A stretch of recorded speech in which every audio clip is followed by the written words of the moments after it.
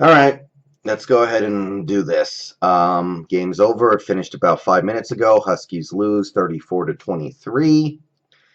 And before this game started, I would have said, I'd be happy with a close competitive loss. I'd be okay with a loss as long as we competed.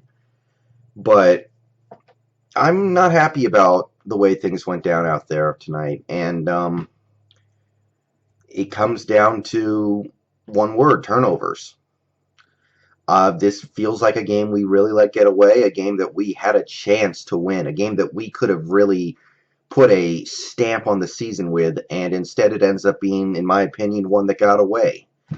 So, 34 to 23, a few more points than I would have expected, but it was close, it was competitive, it was a good game, and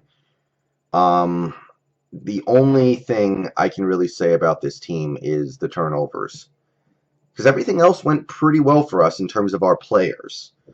Jake Browning, he had the one bad pick on the slant route that pretty much gave Utah a free touchdown, but other than that, I thought he played a pretty good game. It wasn't perfect, but it was good. Um, Miles Gaskin, he produced. He had to carry the load in the second half. Jadon Mickens, Dante Pettis, Joshua Perkins showed up and had a big play for us. Just a good game for so many guys on that offense, and it gets wasted because a few guys don't show up. And obviously, the one guy you're really looking at is Dwayne Washington. It's the Dwayne Washington experience, man. Drives you nuts sometimes. I remember, I think his freshman season.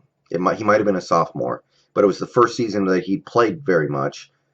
2013, I think. One of the first games of the year, we were playing Illinois, and he had 2 carries in that game, and he fumbled on both carries.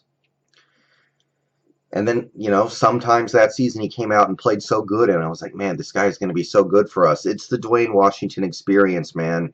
You see great stuff from him, and then he can't hold on to the ball. And tonight, 2 fumbles. He got bailed out on one of them because the defense forced a fumble on the next play, but the other one gave Utah a defensive touchdown. That's in a game like this. That's monumental.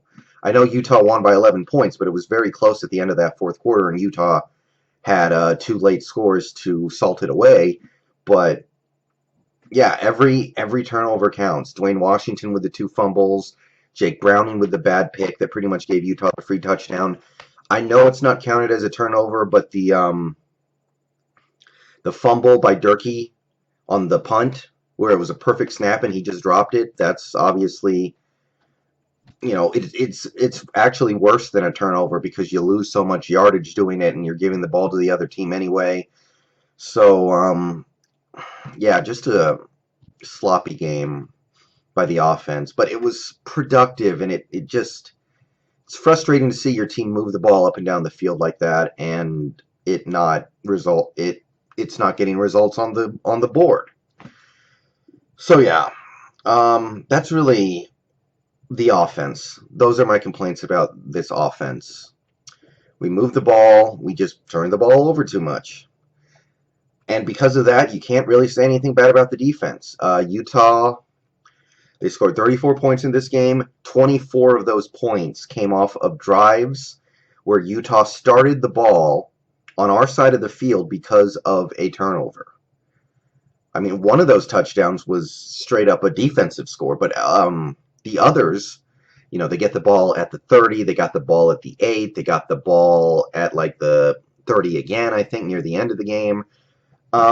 Just you can't put this on the defense. They gave up 2 long drives in this game.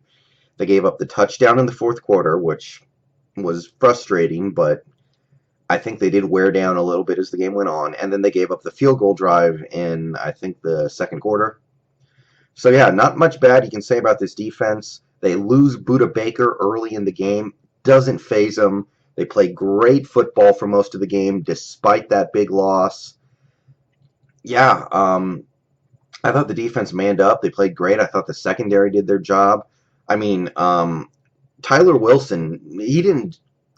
I mean, obviously he got the win, but if you look at the numbers, man, he completed less than half his passes. He wasn't making that many big plays down the field. He had a handful of them, sure, but for the most part, we held him in check. Devontae Booker, I'll say this, at the end of the game, he took over, but for a good portion of that game, we were actually able to hold him in check. He ended up with a 4.4 yards per carry average. You can live with 4.4 yards a carry against a guy like Devontae Booker, so not much bad you can say about the defense. Again, I'm looking at this game and I'm going like the offense really put the defense in a bad situation. So, yeah, frustrating way to go out, but they did fight. Just too many turnovers, too many mistakes in that regard, and it's 4-5 now. That's just has to do with our players versus their players, our coaches versus their coaches.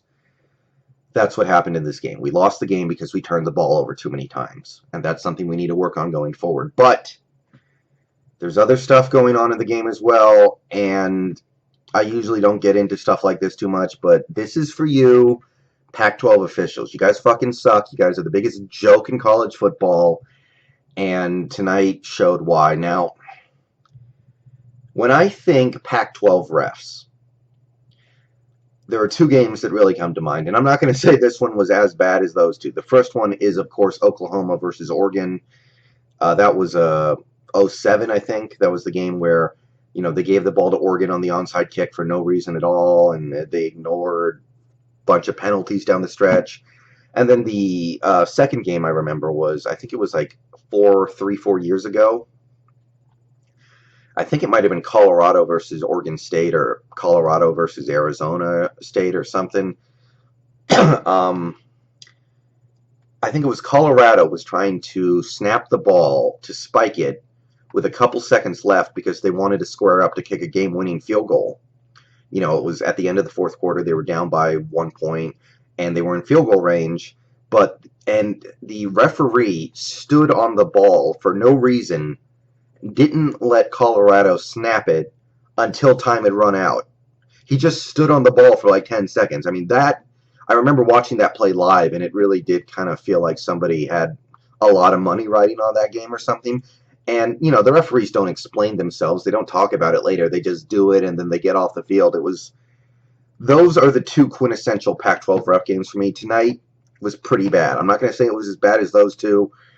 It was bad. We had 2 touchdowns taken off the board on penalties. One was a offensive pass interference call. The other was holding.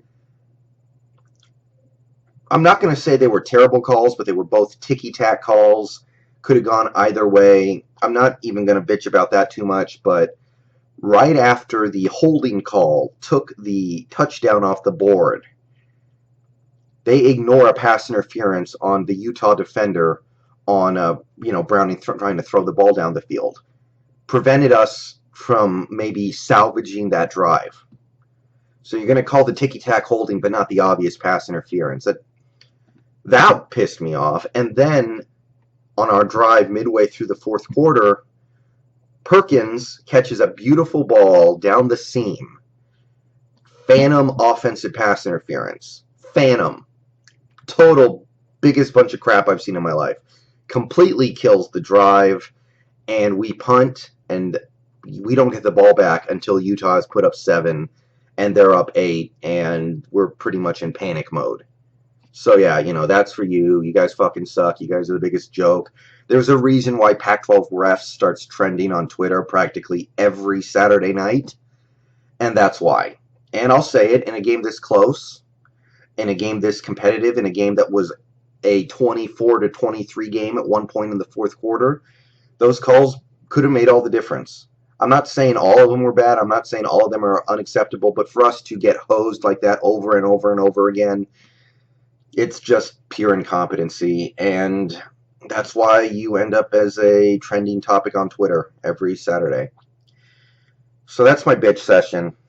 I mean, they deserve it after what I had to watch out there tonight, but for our part, for our players' parts, it's all about the turnovers, and it's something that we haven't been doing that much this season, and it reared its ugly head tonight.